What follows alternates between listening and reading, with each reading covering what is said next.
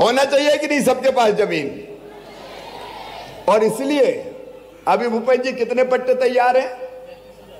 अभी 35,000 पट्टे तैयार हैं। जो बरसों से जहां रह रहा है उसको पट्टा देके उस जमीन का मालिक बनाएंगे। और आगे हमने तय किया है, गांव में पट्टे अलग बट रहे हैं, लेकिन शहरों में भी या तो पट्टे देंगे या फिर जमीन अगर कहीं नहीं मिली तो मल्टी स्टोरी बनाएंगे। आपको पता है 23,000 एकड़ जमीन हमने माफियाओं से छुड़ाई है। गुंडे, बदमाश, माफिया जो कब्जा करके बैठे थे उनके कब्जे हटाए, बुलडोजर चलाए और जमीन मुक्त कराई है। उस मुक्त कराई गई जमीन पे गरीबों के घर बनाए जाएंगे हर शहर में, और हमने बनाना शुरू कर दिया है। तो रहने के लिए जमीन चाहिए, जमीन पे मकान चाहिए। और प्रधानमंत्री आवास योजना इसलिए है कि हर गरीब का पक्का मकान बन जाए। मकान एक सपना होता है। हर एक व्यक्ति एक सपना देखता है कि काश मेरे परिवार के पास भी घर होता, पक्की छत होती। जब हम बाहर रहते हैं, शाम हो जाती है तो एक शब्द सबके मुंह से निकलता है, चलो घर चलें। घर, घर अपनी जिंदगी है। और इसलिए प्रधानमंत्री आवास योजना इसके लिए वरदान है। आज प्रधानमंत्री जी को धन्यवाद देते हुए मैं ये कहना चाहूंगा कि 1 लाख लोगों को 70,000 का तो गृह प्रवेश हुआ है, और गृह प्रवेश के साथ साथ हमने किस्त भी जारी की है 30,000 को। तो हमारे ऐसे भाई और बहनों को हमने सिंगल क्लिक से 300 करोड़ रुपए की राशि आज रिलीज करने का काम किया है। मेरे बहनों और भाइयों, हमारी हर जरूरत पूरी हो। अभी मैं कुछ सवाल पूछ रहा था, जिन बहनों और भाइयों को घर मिले, आप एक के बाद एक योजना देखिए। निःशुल्क राशन, मकान की व्यवस्था, उज्ज्वला रसोई गैस कनेक्शन, बीमार हो जाए तो आयुष्मान कार्ड, लाडली बहना, लाडली लक्ष्मी, और बच्चों की पढ़ाई के लिए कोई कसर नहीं रहने देंगे। हमने अनेकों योजनाएं बनाई है, उनके विस्तार में मैं नहीं जा रहा। रोजगार के लिए भी कई योजनाएं। अभी स्ट्रीट वेंडर की बात भूपेंद्र सिंह जी कर रहे थे। हमारे हाथ ठेला पे रख के सामान बेचने वाले गरीब भाई और बहन, फुटपाथ पर सामान बेचने वाले भाई और बहन, जिनको स्ट्रीट वेंडर कहा जाता है, उनको भी 10,000 रुपया पहली बार, और 10 अगर लौटा दिए बिना ब्याज के तो फिर 20,000, 20 लौटाए तो फिर 50,000 रुपया, इसलिए कि वो अपना काम धंधा सड़क पर रहकर भी ठीक ढंग से कर सके। स्ट्रीट वेंडर जिनको कहते हैं। अभी पिछले दिनों हमने एक फैसला और बड़ा किया। जो छोटे छोटे दुकानदार थे, अगर वो अपनी दुकान लगाते थे तो उनसे पैसा क्या तहबाजारी कहते हैं, क्या कहते थे, वसूले जाते थे लोग, तहबाजारी। अब सब शहर सुन ले, सब जुड़े हुए हैं मध्य प्रदेश में। छोटे गरीब दुकानदार से कोई तहबाजारी वसूल नहीं की जाएगी, ये फैसला हमने कर दिया है।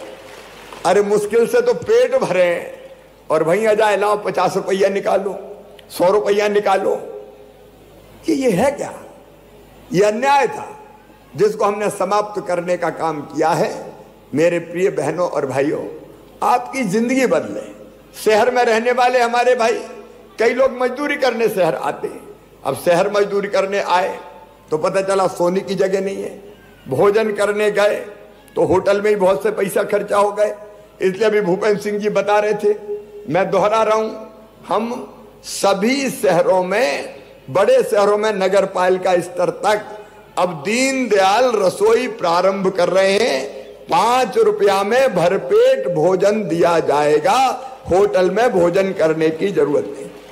5 रुपया में मजदूर, गरीब आदमी भरपेट भोजन करे, और अच्छा भोजन। 5 रुपए के अलावा बाकी जो राशि लगेगी वो राशि भारतीय जनता पार्टी की सरकार देने का काम करेगी। कई योजना, ये लाडली बहना क्यों, बड़ी संख्या में मेरी बहनें बैठी है। कौन को लाडली बहना योजना का पैसा मिल रहा है, जरा हाथ उठाओ। कौन कौन है मेरी लाडली बहना? जिनको मिल रहा है वो हाथ उठाओ। इनको मिल रहा है, अब हाथ नीचे करो।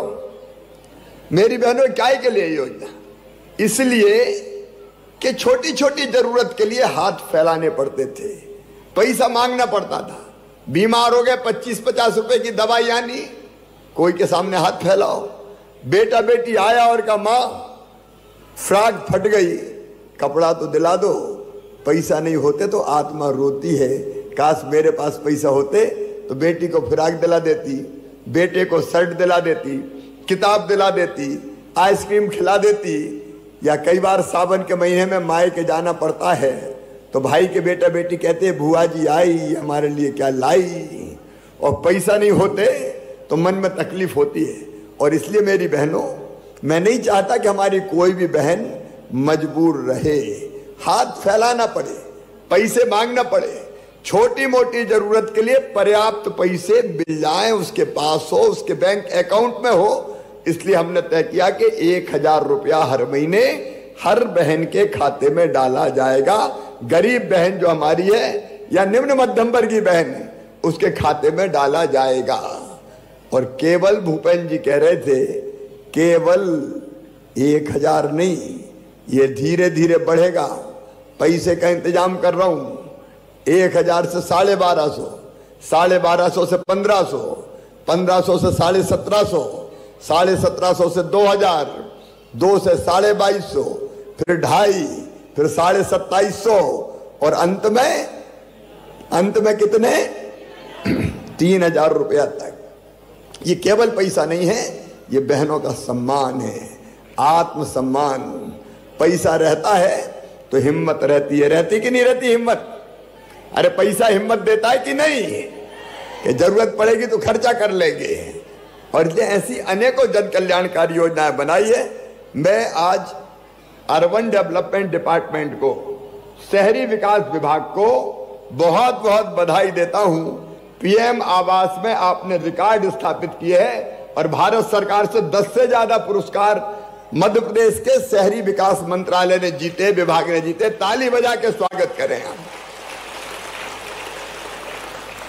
इसलिए भी मैं बधाई देता हूं कि स्वच्छता सर्वेक्षण में मध्य प्रदेश हिंदुस्तान में नंबर 1 पर आया है, पहले स्थान पर। इसलिए भी तालियां बजा के स्वागत करें। हमारा शहरी विकास विभाग बहुत बढ़िया और बहुत बेहतर काम कर रहा है, लेकिन काम कर पा रहा है आप सबके सहयोग से। इसलिए मैं आप सबको भी बहुत बहुत बधाई देता हूं। भोपाल भी स्वच्छता में भोपाल ने बहुत उत्कृष्ट स्थान बनाया है। इंदौर नंबर 1 है, इंदौर नंबर 1 है कई वर्षों से। लेकिन देश के राज्यों में स्वच्छतम राजधानी अगर कोई है तो स्वच्छतम राजधानी भोपाल है।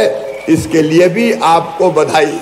आज कई रहवासी संघ आए हैं, स्वच्छतम बाजार जिनके रहे वो मित्र भी आए, मैं उनका स्वागत करता हूं। लेकिन तैयार रहो, अभी परीक्षा जारी है, फिर स्वच्छता सर्वेक्षण हो रहा है। हमारा नंबर लगना चाहिए, हमारे मोहल्ला, हमारी कॉलोनी सबसे स्वच्छ कॉलोनी हो, हमारा बाजार सबसे स्वच्छ बाजार हो। और भोपाल वालों, अगर आप कहो तो एक चुनौती आपको दे दूं, बोलो ना, डर गए, बोले ही नहीं रहे। अरे एक चुनौती आपको दूं क्या? इस बार इंदौर को पछाड़ो और भोपाल को नंबर 1 पे लेके आओ। बोलो सब तैयार हैं? अरे जोर से बोले तैयार हैं? तो बोलिए भारत माता की और अपने भोपाल की। लेकिन ये भोपाल में कहा है, सब शहर वाले सुन रहे हैं, 413 शहर वाले, आपको अपने अपने शहर को भी सबसे स्वच्छ बनाना है। और इंदौर वालों ने भी सुन लिया है, क्योंकि वो भी जुड़े हुए हैं। तो जरा कंपटीशन हो जाए, देखे कौन पहले नंबर पे आता है। अच्छी चीजों की प्रतिस्पर्धा होगी तो हमारे शहर बहुत आगे बढ़ेंगे।